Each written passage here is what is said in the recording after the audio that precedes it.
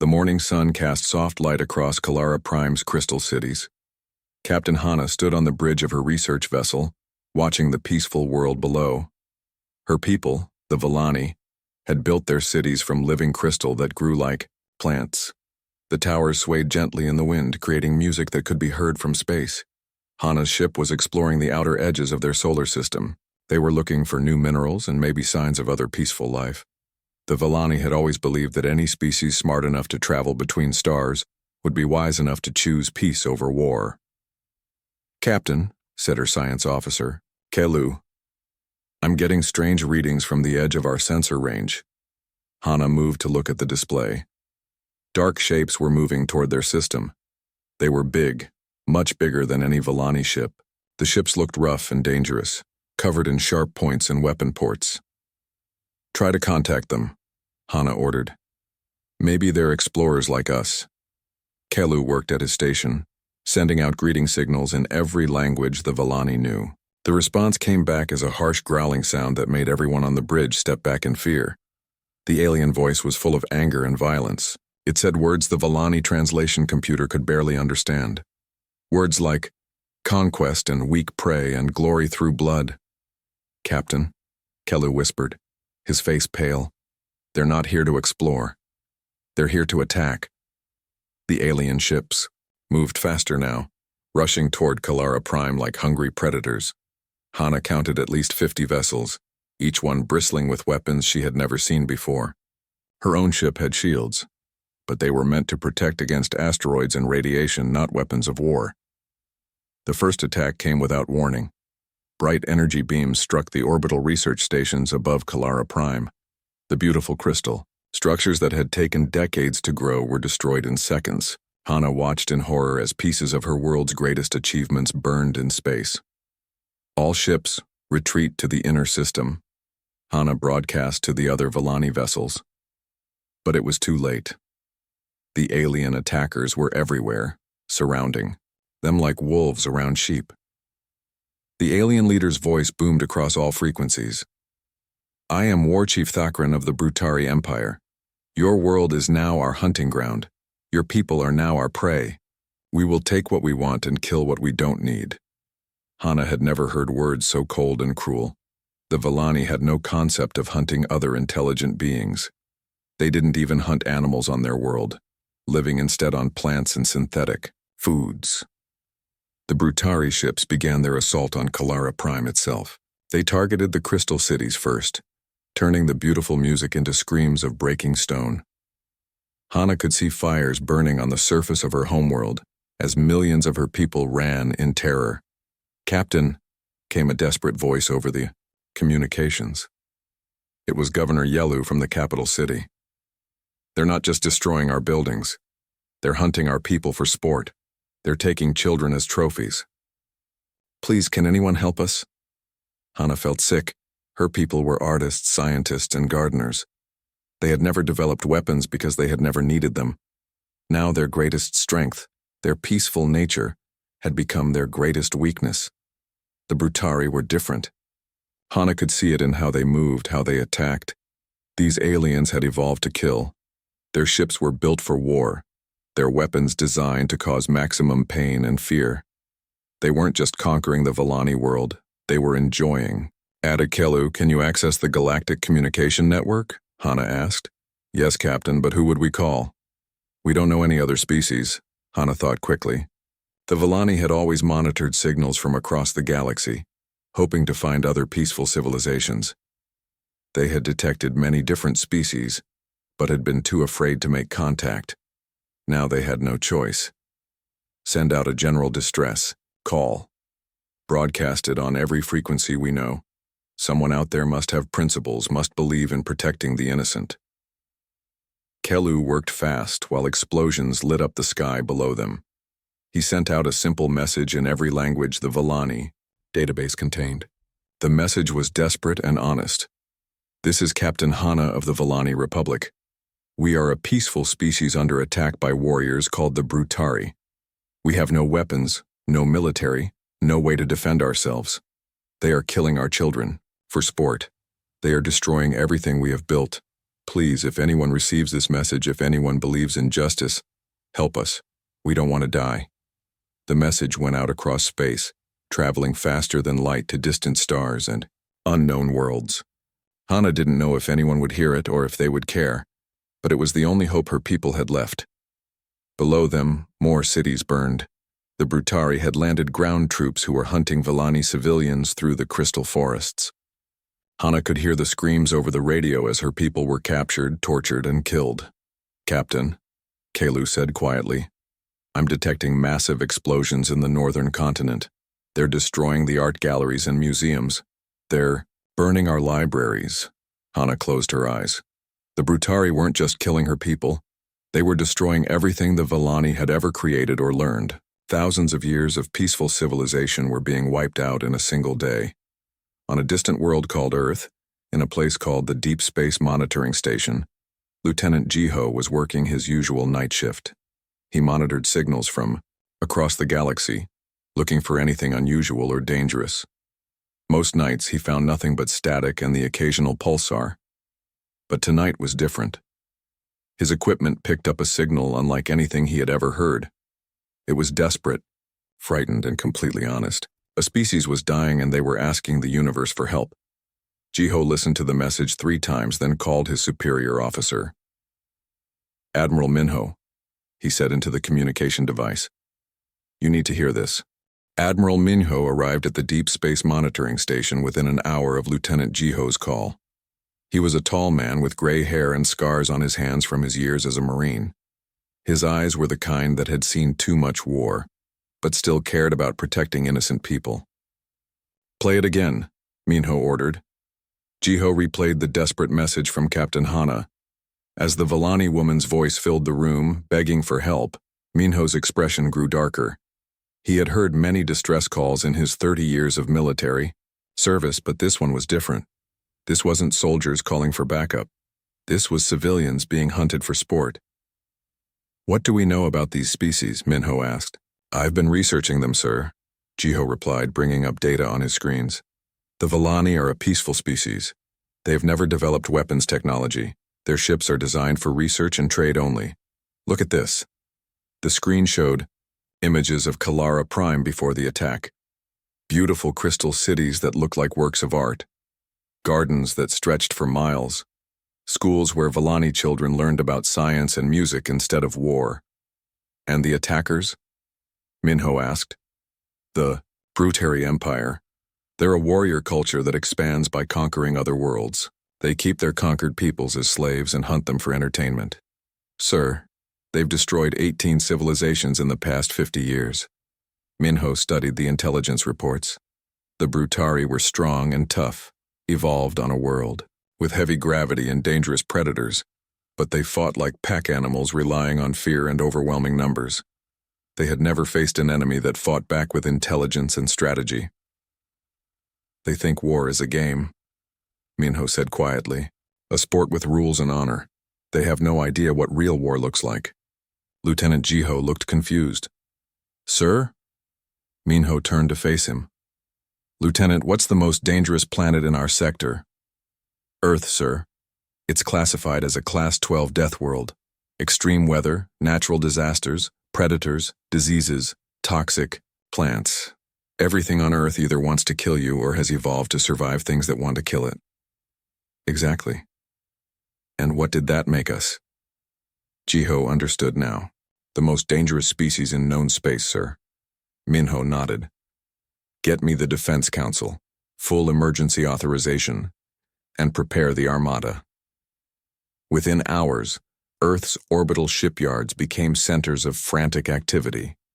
Admiral Minho stood in the command center of his flagship, the Soul's Fury, watching as hundreds of warships prepared for deployment. Each ship represented thousands of years of human evolution on a world that tried to kill them every single day. Commander Hayuk approached with tactical reports. He was Minho's second-in-command, a smart officer who had studied warfare on dozens of worlds. "Sir, we have 847 ships ready for deployment. Every vessel is armed and crewed." "Good. What's our transit time to the Kalara system?" 18 hours at maximum hyperspace velocity, sir." Captain Sora joined them on the Yao bridge. She commanded the stealth fighter wing, small ships designed to strike fast and disappear. Her pilots were among the best Earth had ever trained. "Admiral, I've been studying Brutari tactics. They rely on intimidation and brute force. They've never faced an enemy that uses deception or precision strikes." Major Do-hoon arrived with his Marine Battalion commanders. He was a big man with calm eyes and steady hands. His soldiers were trained to fight in any environment, from zero gravity to toxic atmospheres. "Sir, my troops are ready for boarding operations. We can take any ship they have." Dr. Nari, the fleet's chief scientist, brought intelligence briefings. She was an expert in alien biology and psychology. "Admiral, I've analyzed both species. The Villani are fragile but intelligent. The Brutari are strong but predictable. They follow patterns that we can exploit." Minho listened to each report, then called up a display of the Kalara system. Red dots showed Brutari positions. Blue dots showed the few remaining Villani ships hiding in asteroid fields and behind moons. "Dr. Nari, what can you tell me about Brutari psychology?" "They value strength and honor above all else, sir. But their definition of honor is twisted. They think hunting helpless civilians makes them warriors. They've never faced a species that could hunt them back." "How do they react to superior force?" "Historical. Data suggests they retreat when faced with overwhelming opposition." "But sir, they've never encountered anything like a human battle fleet." Minho studied the tactical display. The Brutari had 50 ships. Earth was sending over 800, but this wasn't about numbers. This was about sending a message to the entire galaxy. "Commander Hyuk, I want you to understand something. We're not just rescuing the Villani. We're showing the galaxy what happens when someone attacks a species under our protection." "Sir?" "The Villani sent out a call for help. We're answering it. From now on, every peaceful species in this galaxy will know that humans keep their word, and every predator species will know what happens when they hunt the innocent." The human fleet entered hyperspace as one massive unit. 847 ships moving in formation toward a distant star system. Each ship carried weapons designed by a species that had spent millions of years learning to kill each other. Humanity had survived ice ages, plagues, wars, and disasters that would have destroyed any other species. Now they were bringing all of that evolutionary advantage to help strangers they had never met. In the hyperspace tunnel, Admiral Minho broadcast a message to his entire fleet. Thousands of human soldiers, pilots, and officers listened to their commander's words. "Today we go to war for people we've never seen, on a world we've never visited." The Villani asked the universe for help, and we answered. That makes them our responsibility. The Brutari think they can hunt helpless civilians for sport. We're going to teach them what real predators look like. The message was heard throughout the fleet. Human crews prepared their weapons and checked their equipment. They studied intelligence reports on Brutari ships and tactics. They planned boarding operations and rescue missions, but mostly, they got angry. Humans were pack animals, evolved, to protect their group against any threat. The Villani had asked for protection, which made them part of the human pack, and the Brutari had hurt members of the pack. On Earth, news networks reported that the largest military fleet in human history was heading to war. People gathered in cities and towns to watch the deployment. Children asked their parents why the soldiers were going so far away. The answer was always the same. Because someone asked for help, and humans always answer. In the Kalara system, Captain Hana was hiding with the last free Villani ships behind, a gas giant's moons. Her people were dying on the planet below while she waited helplessly in space. The Brutari were taking their time, enjoying the hunt. Then her communications officer picked up something impossible, a response to their distress. "Call, Captain, I'm receiving a transmission. It's from someone called Admiral Minho of the Terran Defense Force." Hana had never heard of Terrans, but she didn't care. Someone had answered their call for help. The message was simple. "Captain Hana, we received your distress signal. We are coming. Hold your position and protect your people. Earth remembers its friends." For the first time in days, Hana felt hope. The human fleet dropped out of hyperspace at the edge of the Kalara system like a force of nature. 847 warships appeared in perfect formation, their weapons powered but not yet firing. Admiral Minho stood on the bridge of the Soul's Fury, watching as his tactical displays lit up with Brutari ship positions. "Sir," Commander Hyuk reported, "all ships are in position. The enemy has 53 vessels scattered throughout the system. Most are concentrated around Kalara Prime. And the Villani survivors? Captain Hana's group is hiding behind the fourth moon. 17 ships, mostly civilian transports and research vessels. They appear to be intact but low on power." Admiral Minho nodded. The Brutari had been so confident in their superiority that they hadn't even bothered to hunt down all the Villani ships. That overconfidence would be their first mistake. Captain Sora approached with her stealth wing ready for deployment. "Admiral, request permission to begin reconnaissance operations." "Denied. We're not sneaking up on them, Captain. We want them to see us coming." Dr. Nari looked up from her sensor readings. "Sir, I'm detecting massive energy signatures from the Brutari fleet. They're powering weapons and moving to intercept us." "Good. Major Dohun, are your Marines ready?" The big Marine commander checked his equipment one final time. "Sir, boarding parties are standing by. We've studied Brutari ship layouts from the intelligence files. My people know where to go and what to do." Admiral Minho walked to the main display screen that showed the entire Kalara system. 53 red dots representing Brutari ships were moving toward his fleet. On Kalara Prime itself, he could see the fires still burning in what had once been beautiful cities. "Before we begin," Minho said to his bridge crew, "I want everyone to understand what we're looking at. Those aren't military targets down there. They're art galleries, schools, and hospitals. The Brutari have been hunting children for 3 days. The anger on his bridge was thick enough to cut with a knife. Human crews had spent the 18-hour journey learning about Villani culture, seeing pictures of their peaceful world before the attack. Every human in the fleet now understood what they were fighting to protect. "Communications, open a channel to the Brutari fleet. Channel open, sir." Minho's voice went out across space, calm and cold. "This is Admiral Minho of the Terran Defense Force. You are in violation of galactic peace accords. You will immediately cease all hostile actions against the Villani people and surrender for trial." The response came back in the harsh, growling language of the Brutari. War Chief Thakran's translator made his words understandable, but the cruel laughter behind them needed no translation. "Humans, we have heard of your weak species. You hide on your single world while real warriors conquer the galaxy. We welcome new prey to hunt." "I see," Admiral Minho replied. "Dr. Nari, please scan the asteroid field near their position. Select a target approximately 2 kilometers in diameter.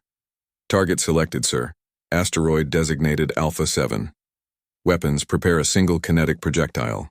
Not a missile, not an energy weapon, just a chunk of metal moving very, very fast." The weapons officer looked confused but followed orders. "Kinetic projectile ready, sir. Standard tungsten rod, accelerated to 0.7 light speed. Fire." The Soul's Fury launched a simple piece of metal at incredible speed. It crossed the distance to the asteroid in less than a second. When it hit, the result was spectacular. The 2-kilometer asteroid didn't just break apart, it vaporized. The explosion lit up space like a small sun, sending debris flying in all directions. Every ship in the system detected the energy release. The Brutari sensors went crazy trying to measure the weapon that could completely destroy a small moon with a single shot. Admiral Minho opened the communication channel again. That was a demonstration. That asteroid was roughly the same size and composition as your largest battleship. We have 846 more ships that can do the same thing. Do you still want to fight? For the first time, there was silence from the Brutari fleet. War Chief Thakran's voice came back, but now it sounded uncertain. "You would threaten us with one weapon? We have 50 ships of the line." "Commander Hyuk," Admiral Minho said calmly, "please show the Brutari our fleet disposition." Every human ship powered up their weapons at the same time. 847 warships lit up space with targeting lasers, missile locks, and charged energy weapons. The combined power signature was greater than most star systems' total energy output. Captain Hana was watching from her hiding place behind the moon. Her science officer Kelu was staring at his sensors in disbelief. "Captain, the energy readings from the human fleet, it's impossible. No species should be able to generate that much destructive power." "Who are these humans?" Hana whispered. She was about to find out. Admiral Minho opened the channel once more, but this time he included a data transmission. Intelligence files on human history, showing the Brutari exactly what kind of species they were facing. "War Chief Thakran, allow me to introduce my people. We evolved on a Class 12 death world where everything, including the weather, actively tries to kill us. We survived ice ages that lasted 50,000 years. We survived plagues that killed 90% of our population. We survived wars where we dropped weapons that could destroy entire continents." The data files showed images of Earth's history, natural disasters that would have ended other civilizations, wars where humans fought each other with weapons that could crack planets, pictures of human cities rebuilt after being completely destroyed over and over again. "We are persistence predators," Admiral Minho continued. "Do you know what that means? It means we don't give up, ever. We will chase our prey across continents, across years, across space itself. We never stop, and we never forgive." The Brutari. Ships had stopped advancing. Their formation was becoming ragged as individual captains began to understand what they were facing. "You hunt civilians for sport," Admiral Minho said, his voice growing colder. "You kill children for trophies. You destroy art and knowledge for entertainment. On Earth, we have a word for creatures that hunt the helpless." The pause was long enough for every being in the system to feel the weight of what was coming. "We call them prey." That's when War Chief Thakran made his second mistake. Instead of surrendering, instead of running, he ordered his fleet to attack. 53 Brutari warships launched everything they had at the human fleet. The humans didn't even bother to dodge. Their shields absorbed the Brutari weapons like they were throwing stones at a mountain. Advanced human technology designed to survive the weapons humans built to kill each other barely registered the alien attack. "Well," Admiral Minho said to his bridge crew, "I gave them a chance. Captain Sora, launch your fighters. Major Dohun, prepare boarding parties. Commander Hayek, target their weapons and engines only. We want prisoners." "Sir?" Commander Hayek looked confused. "Why not destroy them?" Admiral Minho's smile was not pleasant. "Because I want the galaxy to see what happens next. I want every predator species to understand that hunting the innocent has consequences. Death is too easy. They're going to face justice." The human attack began with surgical precision. Stealth fighters appeared from nowhere, targeting Brutari communication systems and sensor arrays. The aliens found themselves blind and deaf in space, unable to coordinate their defense. Marine boarding ships launched from human cruisers, moving too fast for Brutari point defense systems to track. Major Dohun's troops began taking Brutari vessels one by one, using non-lethal weapons to subdue the crews.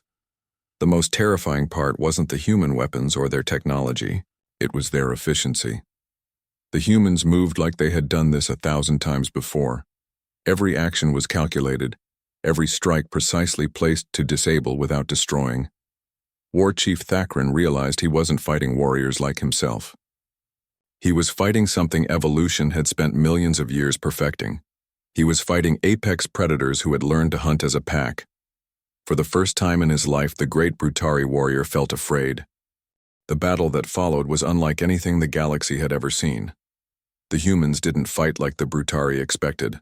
There was no charging forward with weapons blazing, no wild attacks driven by anger or honor.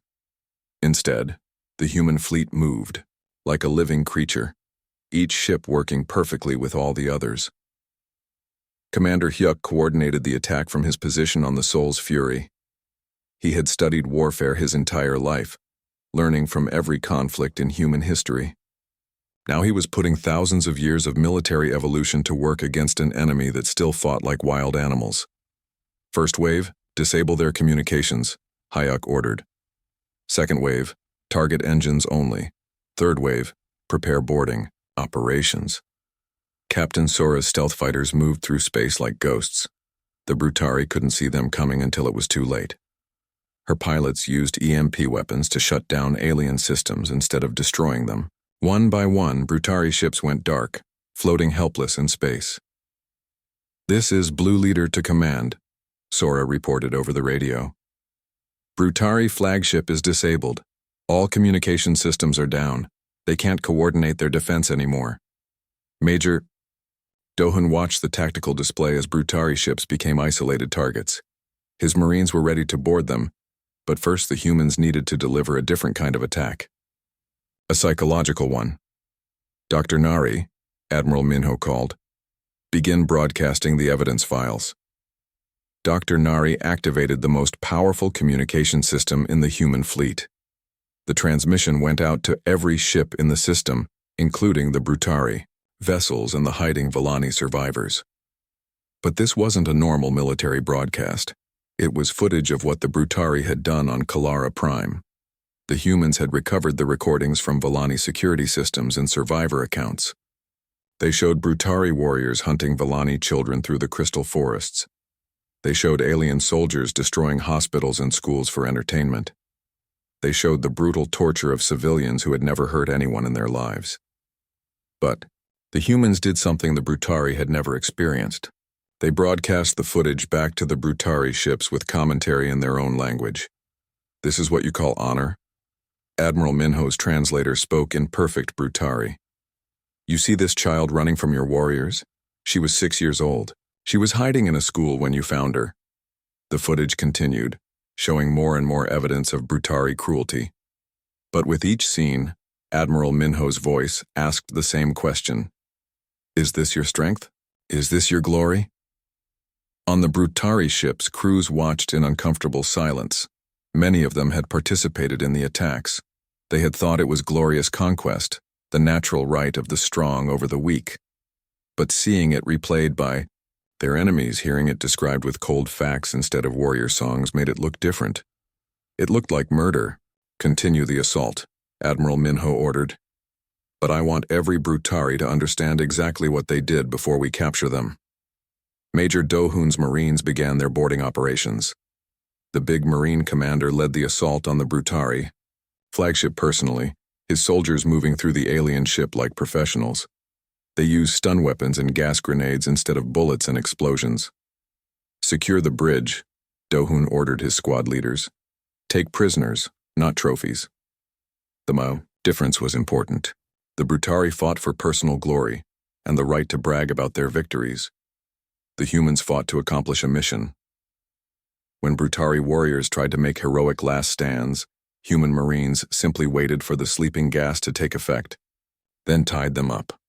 War Chief Thakran found himself face to face with Major Dohun in his own command center. The alien warrior was almost 3 meters tall and covered in battle scars. He should have been terrifying. But the human Marine looked at him like he was just another problem to solve. "You are the leader?" Dohun asked in careful Brutari. "I am. War Chief Thakran. I have conquered 18 worlds. I have taken 1,000 trophies. You hunt children," Dohun replied calmly. "On my world, we have a word for adults who hurt children." Thakran drew his weapon, a massive blade that could cut through metal. He was expecting the human to do the same, to meet him in honorable combat. Instead, Dohun pulled out a small device and pressed a button. The stun blast knocked Thakran unconscious before he could swing his sword. "Cowards," Dohun said to the unconscious alien. "We don't fight fair, we fight to win." Throughout the system, similar scenes were playing out. Human boarding parties took control of Brutari ships without killing their crews. Human pilots disabled alien fighters without destroying them. Human commanders captured enemy officers without giving them glorious deaths in battle. The humans were doing something the Brutari had never experienced. They were being completely defeated by an enemy that refused to give them honor or glory, or even the dignity of dying as warriors. Captain Hana watched the battle from her hiding place, unable to believe what she was seeing. The humans moved through the Brutari fleet like they owned it. In less than 2 hours, they had captured every enemy ship and taken every alien warrior prisoner. "Captain," her communications officer reported, "I'm receiving a transmission from the human admiral." "This is Admiral Minho to Captain Hana," the message said. "The immediate threat has been eliminated. Please bring your ships out of hiding. We need to discuss the situation on Kalara Prime." Hana's ship emerged from behind the moon along with the other Villani survivors.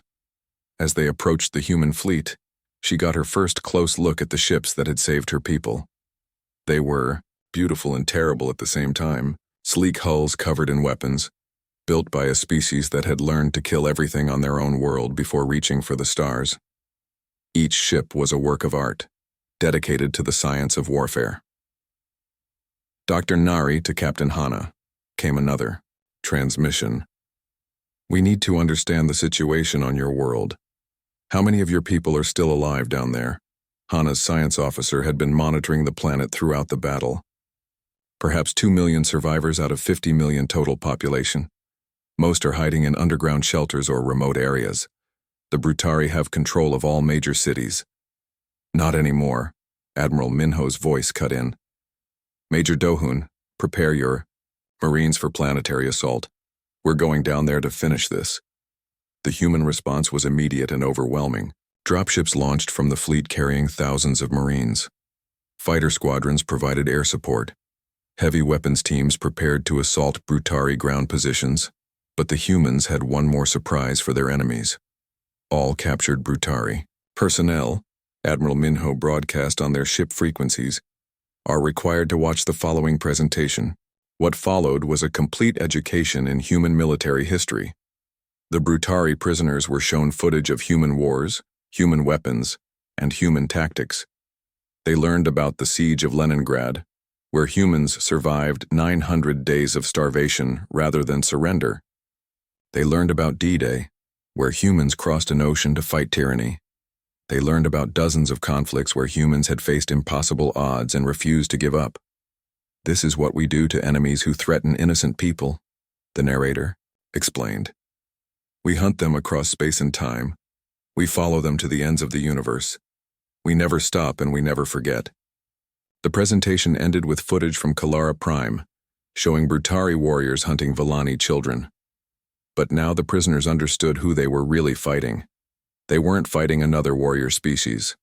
They were fighting the apex predators of a death world. Beings who had learned to survive anything the universe could throw at them. And those apex predators had decided that the Brutari were the enemy. War Chief Thakran woke up in a human detention cell, his weapons gone, and his hands bound. Through the transparent wall, he could see human Marines preparing for the assault on Kalara Prime. They moved with the quiet efficiency of professional killers, checking their equipment and planning their attack. For the first time in his life, the great Brutari warrior understood what it felt like to be prey. On Kalara Prime, the remaining Brutari ground forces detected the approaching human dropships. They prepared for glorious battle against these new enemies, expecting the humans to fight like all the other species they had conquered. They were about to learn why that was a very bad assumption. The liberation of Kalara Prime took exactly 6 hours. Major Dohun's Marines landed in the crystal forests where Villani survivors were hiding, while Captain Sora's fighters eliminated every Brutari position from the sky. The alien ground forces never had a chance to organize a defense. The humans moved through the ruined cities like they had been born for this kind of warfare. Every Marine knew exactly where to go and what to do.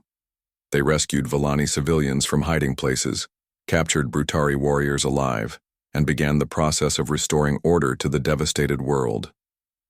Admiral Minho landed with the second wave of troops walking through the remains of Kalara Prime's capital city. The beautiful crystal towers were broken and burned. Art galleries that had taken centuries to create were now piles of rubble. The musical gardens where Villani children had played were silent. Captain Hana met him at the emergency shelter where the survivors were gathered. She was a small, fragile-looking being, with large eyes that showed too much pain for someone so young. When she saw the human admiral, she fell to her knees. "Thank you," she whispered. "We thought we were all going to die." Admiral Minho helped her to her feet. "Stand up, Captain. You don't bow to allies." "Allies? You asked for help," we answered. "That makes you our friends." Hana looked around at the human Marines distributing medical supplies and food to her people. But why? You don't even know us. We have nothing to offer you in return. Admiral Minho was quiet for a moment, studying the ruins around them. Captain, let me tell you about human history. We spent most of our time on Earth fighting each other. Wars that lasted decades, weapons that could end civilization, hatred that passed from parents to children for generations. He pointed to a human medic treating a wounded Villani child. But we learned something from all that fighting. We learned that the strong have a responsibility to protect the weak, not because we get something in return, but because it's the right thing to do. The next few weeks changed everything for both species. The humans didn't just leave after winning the battle. They stayed to help rebuild. Human engineers worked with Villani architects to repair the crystal cities. Human doctors treated wounded civilians. Human teachers helped Villani children learn to feel safe again. But the most important work was happening in the detention centers where the captured Brutari were held. Dr. Nari had designed a rehabilitation program unlike anything the galaxy had ever seen. Instead of executing the alien warriors or throwing them into prison forever, the humans were trying something different. They were making the Brutari understand what they had done. War Chief Thakran sat in a small room with Major Dohun, watching footage of Kalara Prime before the attack. The alien warrior had been forced to watch the same recordings every day for 2 weeks. At first he had been angry and defiant. Now he just looked tired. "Look at this," Dohun said, pointing to the screen. "This was a school where Villani children learned about art and music. Your warriors burned it down and hunted the students for sport." Thakran didn't answer. He had stopped defending his actions after the first few days. "Do you know what we're going to do to you?" Dohun asked. The Brutari expected execution or permanent imprisonment. That's what his people would have done to defeated enemies. "We're going to make you fix it," Dohun said simply. "What? You destroyed their world. Now you're going to help rebuild it. Every Brutari warrior who participated in the attack on Kalara Prime will spend the next 10 years helping the Villani recover. You'll learn their language, understand their culture, and work to restore what you destroyed." Thakran stared at the human in disbelief. "You're not going to kill me?" "Death is easy," Dohun replied. "Learning to be better is hard. That's real justice." The rehabilitation program was unlike anything the Brutari had ever experienced. They were forced to live among the people they had tried to destroy, to see them as individuals instead of prey. Former warriors found themselves helping to rebuild schools, hospitals, and art galleries. At first, the Villani were terrified of their former attackers, but as months passed, something extraordinary began to happen. The Brutari started to understand what they had almost destroyed. They learned about Villani art, science, and philosophy. They began to see beauty where they had once seen only weakness. Captain, Hana worked closely with Admiral Minho to establish a new government for her world. The humans helped, but they didn't take control. They made sure the Villani could protect themselves in the future while maintaining their peaceful culture. "We're setting up defense stations around your system," Admiral Minho explained to the Villani Council. "Any ship that enters your space will be scanned and identified. If someone threatens you again, we'll know about it immediately." "And you'll come back?" asked Governor Yelu, who had survived the attack by hiding in underground tunnels. "We'll come back," Admiral Minho promised. "The galaxy needs to understand that some species are under human protection. Anyone who hurts you will have to answer to us." 6 months after the battle, something unprecedented happened.